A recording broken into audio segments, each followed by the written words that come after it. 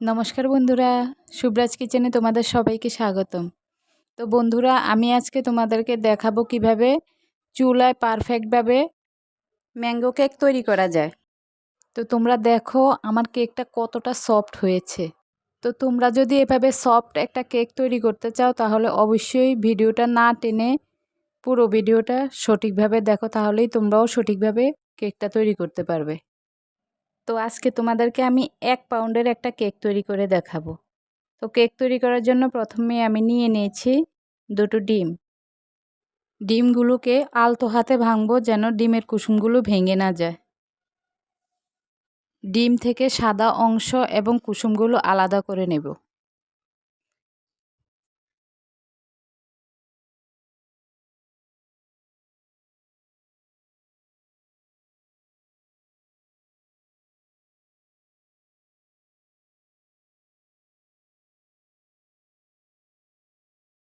এবার আমি নিয়ে নেব 1/4 কাপ ময়দা।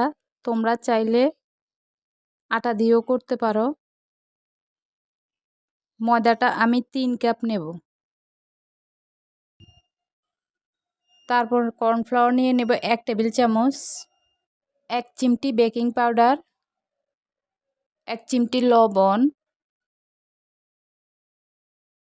1 টেবিল চামচ গুঁড়ো দুধ। এবার এগুলোকে আমি একটু চেলে নিব।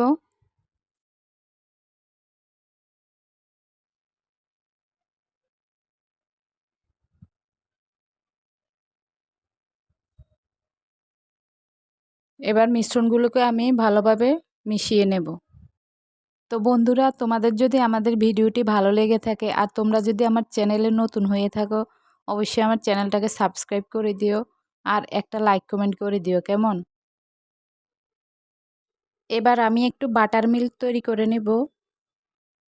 তো আমি গরুর দুধ লিকুইড করে নিচ্ছি। তোমরা চাইলে এখানে গরুর দুধও ব্যবহার করতে পারবে।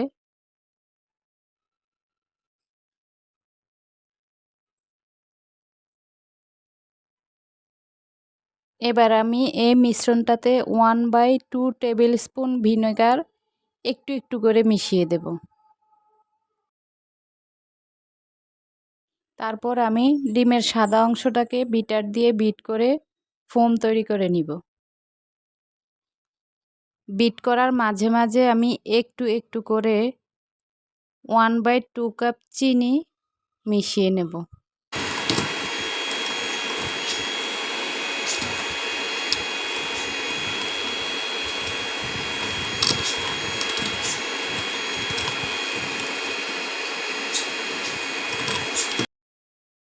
ফোমটাকে একদম পারফেক্টভাবে করতে হবে।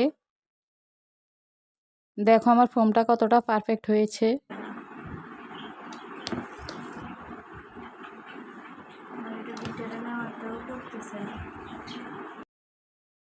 এবার আমি ফোমটাতে ডিমের কুসুমগুলো এবং 1/4 কাপ সয়াবিন তেল দিয়ে দেব আর দিয়ে দেব 1 টেবিল স্পুন ম্যাঙ্গো এসেন্স।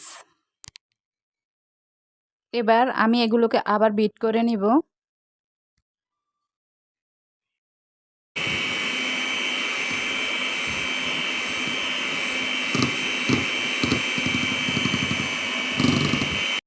আমার বিট করা হয়ে গিয়েছে। এবার আমি ময়দার মিশ্রণগুলোকে ছাঁকনি দিয়ে চেলে একটু একটু করে মিশিয়ে নেব।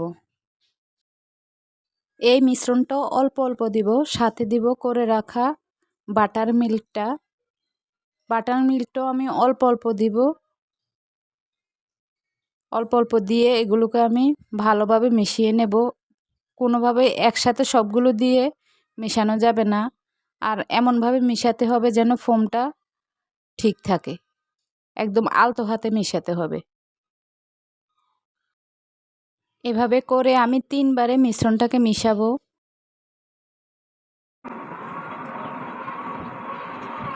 এবং 3 বারে আমি এগুলো এভাবেই করব।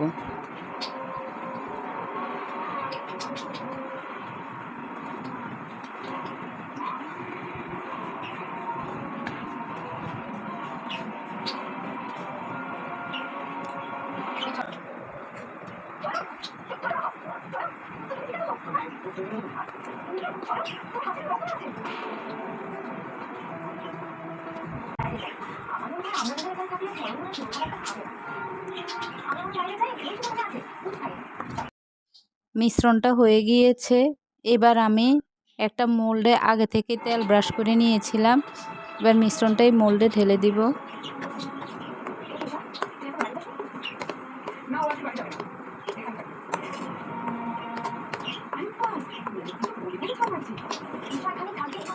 আর এই মোল্ডটা আমি কড়াইতে বসাবো, তাই আমি কড়াইটাকে হাই হিটে গরম করে নিয়েছি ভালোভাবে। এবার মোল্ডটা বসিয়ে আমি এটা ঢেকে দিব আর চুলার আঁচটা মিডিয়াম করে দিব।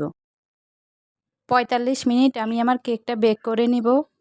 বেক করে নেওয়ার পর দেখুন আমার কেকটা কতটা পারফেক্টভাবে হয়ে গিয়েছে। এবার আমি কেকটাকে ঢেকে রাখবো, কারণ না হয় কেকটা চুপসে যেতে পারে। কিছুক্ষণ পর আমি এটাকে এবার কেটে নিব পরিবেশনের জন্য।